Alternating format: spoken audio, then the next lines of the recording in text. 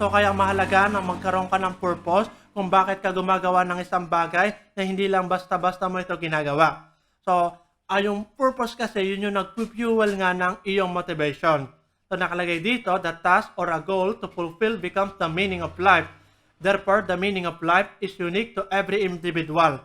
So, kung maire-relate ko sa inyo, no? Bakit ka ba nag-aaral?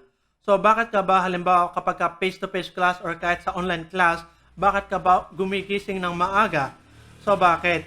So, alamin mo yung dahilan at yung dahilan na yon ang magpupuel sa iyo para gumawa ka ng isang bagay para ituloy-tuloy mo na maayos ang iyong gawin. So, bakit mo pinili yung course na ECE or ICE or anumang course na pinili mo, ano? So, kumbaga, ikaw ang nakakaalam niyan. Okay? Pinili mo ba yung course na iyong course ngayon kasi sabi ng magulang mo or in demand siya or talagang passion mo siya or talagang gusto mo siya, ano? So, nasa sa iyo. Alam mo yan sa sarili mo kung ano yung dahilan kung bakit mo pinili yung course na yan. Okay? So, ikaw mismo ang makakapag-desisyon yan una pa lang, ano? So, kaya, kung ano yung nasimulan mo, tapusin mo.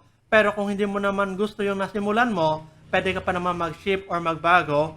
And then, once na napili mo na talaga yung mga talagang gusto mong course, okay? Gusto mong talagang mga subject. So, in that way, gawin mo to na talagang best mo, ano? Gawin mo talaga yung best mo para matapos ito, para talagang mag-aral ng maayos, okay?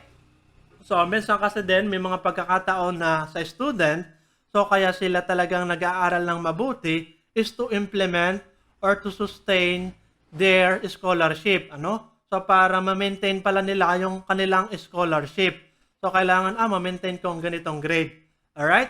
So, ganon. Kasi nga, kapag ka gumagawa ka ng isang bagay, aalamin mo yung purpose mo. Alamin mo yung goal mo kung bakit mo to ginagawa. So, in that way, nagpupuel ito sa motivation mo para magawa mo na maganda kung ano man yung goal mo. Kung ano man yung gusto mong gawin kasi may purpose. Kumbaga, nakasangklang. Kumbaga, may direction. Okay? Kaya nga mahalaga na we should create our goals in every situation or kahit hindi man in every situation, but at least we need to create our purpose on why we are doing these things, ano? Or na certain things, okay? Yan ang aking sinasabi, ano? Sa purposeful work. Dun nga sa ating purpose na sinasabi, for example, something exaggerated or some fun illustration, ano? Purposeful work.